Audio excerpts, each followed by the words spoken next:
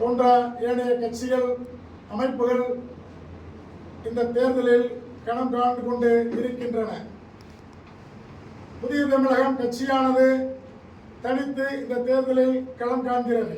தமிழக மக்கள் முன்னேற்ற கழகமானது என்டிஏ கூட்டணி அதிமுக பாரதிய ஜனதா கூட்டணியிலே இந்த தேர்தலில் களம் காண்கொண்டு இருக்கிறது.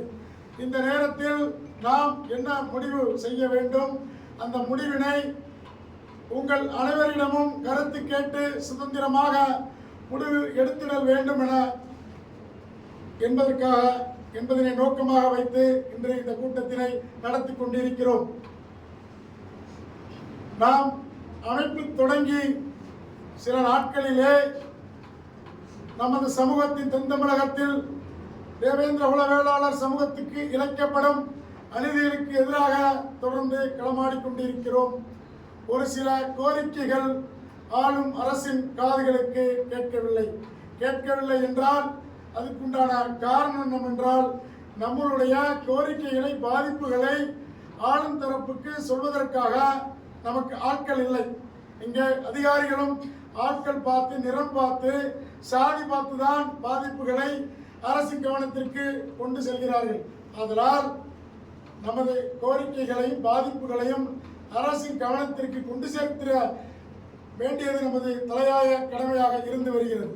திருநெல்வேலி மாவட்டத்தில் அனைத்து சமூகத்தை சார்ந்த தலைவர்களுக்கும் சிலை இருக்கிறது. தேவேந்திர குல வேளாளர் சமூகத்தின் குறியீடாக பார்க்கப்படும் தியாகி இமானுவேல் சேகரனால் சிலை அமைத்து தரக்கோரி எத்தனை ஆண்டு காலமாக இருக்கக்கூடிய கட்சிகளும் அமைப்புகளும் ஒரு குரல் கூட எழுப்பவில்லை என்பது நமக்கு மிகுந்த வருத்தத்தை ஏற்படுத்தியது. நாம் முதலாக இந்த கோரிக்கையினை என்டிஏ கூட்டணியில் இருந்து வரும் கடந்த சட்டமன்ற தொகுதியில் நமது உழைப்பை கொடுத்து சட்டமன்ற உறுப்பினராக தேர்ந்தெடுத்தோம்.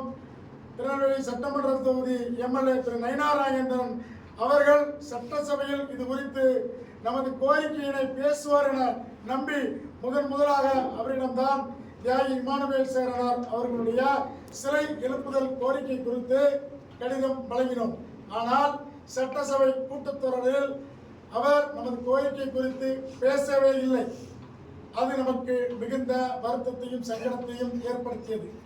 அதன் தொடர்ச்சியாக நாம் இங்க இருக்கிற திராவிட முன்னேற்ற கழகத்தினை சார்ந்த மேற்கு மாநகர செயலாளர் திருநெல்வேலி சட்டமன்ற தொகுதி வேட்பாளர் அண்ணன் சுப்பிரமணியன் அவர்களிடமும் பாளையங்கோட்டை சட்டமன்ற தொகுதி திமுக வேட்பாளர் தத்தா அப்துல் வஹாப் அவர்களிடமும் திருநெல்வேலி மேயர் அண்ணன் கிட்டு அவர்களிடம் இந்த கோரிக்கை சம்பந்தமான கடிதத்தினை கொடுத்தோம். அவர்கள் நமது கோரிக்கையினை பரிசீலனை செய்தார்கள். உடனடியாக மாநகராட்சியில் தீர்மானம் நிறைவேற்றப்பட்டு ஆக்கப்பூர்வமான பணிகள் தொடங்கக்கூடிய வேளையில் 2026ஆம் ஆண்டு பொது தேர்தல் நடைமுறைக்கு வந்துவிட்டதால் அந்த சிலை கோரிக்கையானது நிறைவேற்றுவதில் 20% இன்னும் பாக்கி இருக்கிறது. கண்டிப்பாக அவர்கள் நிறைவேற்றி தருவார்கள் என்ற நம்பிக்கை நமக்கு இருக்கிறது. இந்த சூழ்நிலையில் 2026ஆம் ஆண்டு தேர்தல் அறிவிப்பு வெளியிட்டாச்சு. நமது மருத்துவர் கிருஷ்ணசாமி அவர்கள் கடந்த காலங்களில் அண்ணா திராவிட முன்னேற்ற கழகத்தில் கூட்டணி அமைத்து போட்டியிட்டார்கள். ஆனால் ஜான் பாண்டியன் அவர்கள் என்டிஏ கூட்டணியில் தான் தொடர்ந்து இருந்து வருகிறார்கள். நாம் இந்த நிலையில் நாம் திராவிட முன்னேற்ற கழகத்திற்கு இந்த சிலை கோரிக்கையை வெற்றி பெற்றதற்காக திராவிட முன்னேற்ற கழகத்திற்கு ஆதரவு தெரிவித்து வேலை செய்திடுவோம், களப்பணிகளை செய்திடுவோம் என கழக நிர்வாகிகளிடம் ஏற்கனவே நாம் உறுதிமொழி அளித்திருந்தோம்.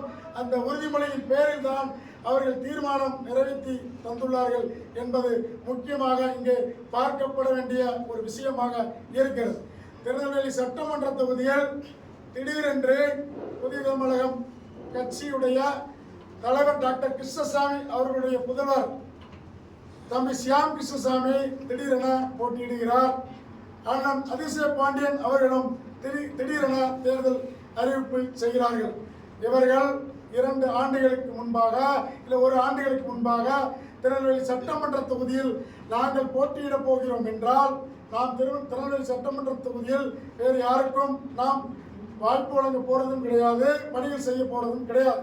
நாம் ஏற்கனவே தியாகி இமானுவேல் சேகரன் அவருடைய சிலைக்காக திராவிட முன்னேற்ற கழகத்தில் கோரிக்கையை வைத்து வருகிற சட்டமன்ற தொகுதி தேர்தலில் உங்களை வெற்றி பெற செய்திடுவோம், எங்களுக்கு இந்த கோரிக்கை நீங்கள் நிறைவேற்றி தர வேண்டும் என நாம் அதை வலியுறுத்தி இயங்கிக் கொண்டிருக்கிறோம் என்பது உங்கள் அனைவருக்கும் தெரியும். நாம் ஒருபொழுதும் தனிநபர் வளர்ச்சிக்காகவும் தனிநபர் துதிக்காகவும் இயக்கம் நடத்தவில்லை. பேசா முத்துக்குமார் வளர வேண்டும், பேசா முத்துக்குமாரோட பிள்ளைகள் வளர வேண்டும், பேசா முத்துக்குமாரோட குடும்பம் வளர வேண்டும் என்பது நம்மளுடைய நோக்கம் கிடையாது. இங்கே எந்த கட்சிகளுக்கும் நாம் அடிமையாக செயல்பட போவது கிடையாது. அது தமிழ்நாடு தேவேந்திர குல வேளாளர் உறவின் முறையின் கொள்கைகளில் முதன்மையாக ஒன்றாக இருந்து வருகிறது என்பதை இந்நேரத்தில் உறவுகளுக்கு தெரிவித்துக் கொள்கிறோம். தற்பொழுது திருநெல்வேலி மாவட்டம், விருதுநகர் மாவட்டம், தூத்துக்குடி மாவட்டம், தென்காசி மாவட்டம் ஆகிய 4 மாவட்டங்களில் உள்ள சட்டமன்ற தொகுதிகளில் திருநெல்வேலி மாவட்டத்தில் திராவிட முன்னேற்ற கழகத்திற்கு ஆதரவு தெரிவிக்க முடிவு செய்துள்ளோம். பாளையங்கோட்டை சட்டமன்ற தொகுதியில் திராவிட முன்னேற்ற கழகத்திற்கு ஆதரவு தெரிவித்திட முடிவு செய்துள்ளோம். நாங்குநேரி சட்டமன்ற தொகுதியில் தம்பி தீபக் பாண்டியனின் உடன் பிறந்த சகோதரி நமது அக்கா தமிழ்செல்வி அவர்களை வெற்றி பெற செய்திட, அவர்களுக்காக களத்தில் வேலை பார்த்திட வேண்டுமென முடிவு செய்துள்ளோம். அதே போல ராதாபுரத்தில் திராவிட முன்னேற்ற கழகத்திற்கு ஆதரவாக பணி செய்திட வேண்டுமென முடிவு செய்துள்ளோம். அதுபோக தூத்துக்குடி மாவட்டத்தில் ஓட்டப்பிடாரம் சட்டமன்ற தொகுதியில் புதிய தமிழக கட்சியுடைய தலைவர் அண்ணன் கிருஷ்ணசாமி அவர்களுக்கு தேர்தல் பணி செய்திட வேண்டுமென முடிவு செய்துள்ளோம். விருதுநகர் மாவட்டத்தில் தம்பி சியாம் போட்டியிடும் சிறுலிபுத்தூர் சட்டமன்ற தொகுதியில் தேர்தல் பணி செய்து வெற்றி பெற செய்திட முடிவு செய்துள்ளோம். அதுபோக ராஜபாளையம் சட்டமன்ற தொகுதியில் தமிழக மக்கள் முன்னேற்ற கழகத்தின் தலைவர் அண்ணன் ஜான் பாண்டியன் அவர்களுடைய துணைவியார் வழக்கறிஞர் திருமதி பிரிசிலா பாண்டியன் அவர்களுக்கு ஆதரவு தெரிவித்து அவர்களை வெற்றி பெற செய்திட வேண்டுமென முடிவு செய்துள்ளோம். அதுபோக ஏனைய தொகுதிகளில் நம்மளுடைய கோரிக்கையை காது கொடுத்து கேட்ட, வருங்காலங்களில் நமக்காக சமூகத்திற்கான மக்களுக்கான கோரிக்கைகளை செய்திடுவார்கள் என்ற நம்பிக்கையில் திராவிட முன்னேற்ற கழகத்தின் கூட்டணிக்கு ஆதரவு தெரிவித்திட இந்நேரத்தில் முடிவு செய்துள்ளோம்.